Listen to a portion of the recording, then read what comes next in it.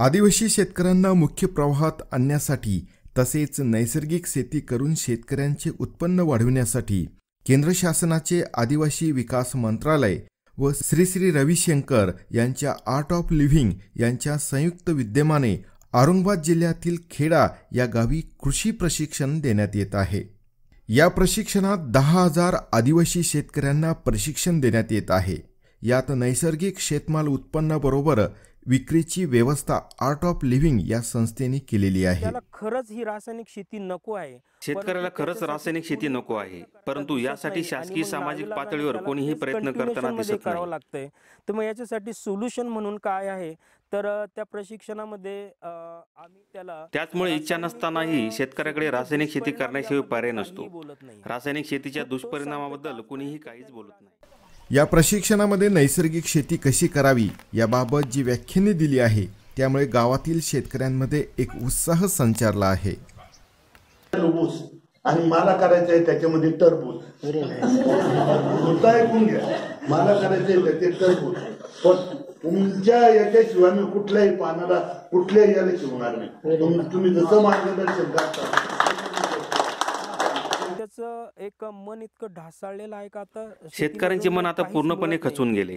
अशा परिस्थितीत त्याला आत्मनिर्भर करण्यासाठी व त्यांची मानसिकता बदलण्यासाठी परमपूज्य श्री श्री रविशंकर यांच्या आशीर्वादामुळे व त्यांच्या आदेशाने आम्ही आता हे काम सहज करू शकत आहोत। श्री रविशंकरजीच्या कृपा आशीर्वादाने आणि त्यांच्या आदेशाने हे कार्य आम्ही आता सहजपणे करू शकतो असा एक विश्वास नैसर्गिक शेती आणि विषमुक्त उत्पादन याचा ध्यास घेतलेले अजय जाधव यांच्या खेडा तालुका कन्नड येथील शेतीत हा उपक्रम राबवण्यात येत आहे। गेल्या अनेक वर्षापासून अजय जाधव यांनी विषमुक्त शेतीचा प्रचार व प्रसार यासाठी स्वतःला वाहून घेतलेले आहे। त्यांच्या याच कार्यामुळे त्यांना शासनाचे तसेच अनेक स्वयंसेवी संस्थेचे आदर्श शेतकरी अशा अनेक पुरस्कारांनी सन्मानित करण्यात आलेले आहे।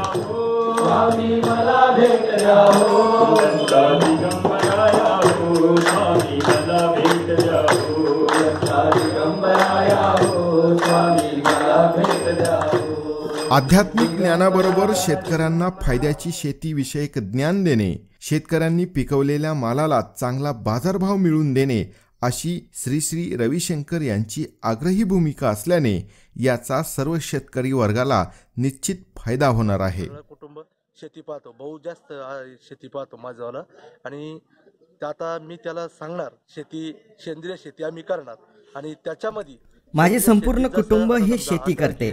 आमची ही शेती माझा भाऊ पाहतो, त्यालाही मी सेंद्रिय शेती करण्याचा सल्ला देत आहे। त्या पद्धतीने गेला आणि 3 दिवस कार्यक्रमाला मी सतत आम्ही हजर राहणार आणि त्याप्रमाणे आम्ही शेती करणार।